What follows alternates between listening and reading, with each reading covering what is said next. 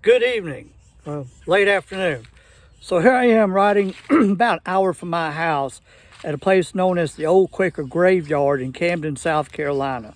And this place has been here since I think the 1730s. And there's a whole lot of history here, and I've done a couple videos already of this place.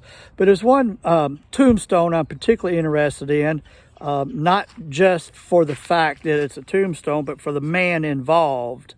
And we're going to take a look at that right now. By the way, I don't have a respectful tripod.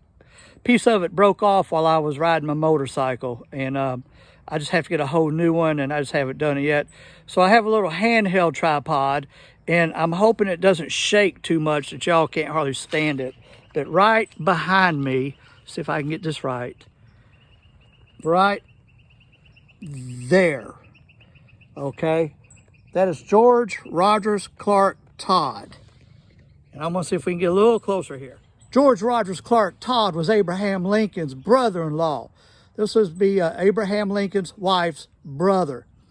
Now, I usually don't tell bad things in my stories. I don't say like if a person committed suicide or if they were died in a mental hospital. I just don't talk about those kind of things.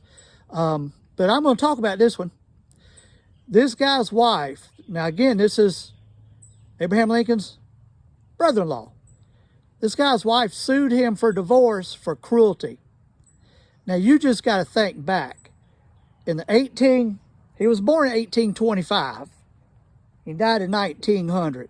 So you can figure around the 1860s, I'm just going to throw out there, to get sued for cruelty, you had to be a pretty bad person. You had to be mean, because it used to be that a man could beat his wife and it was pretty much overlooked unless it was severe.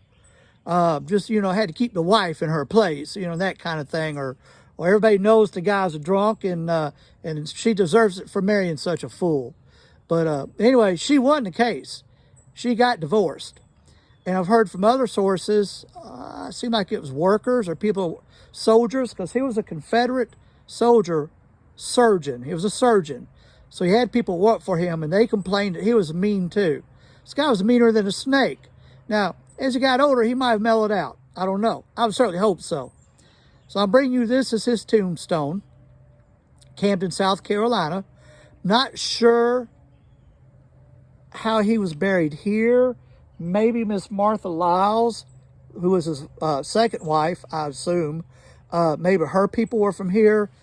As a matter of fact, I'm pretty sure that's the case, because there is a Lyles Street in town.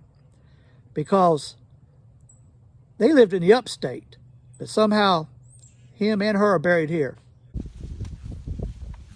Don't forget to give it a thumbs up, and don't forget to subscribe.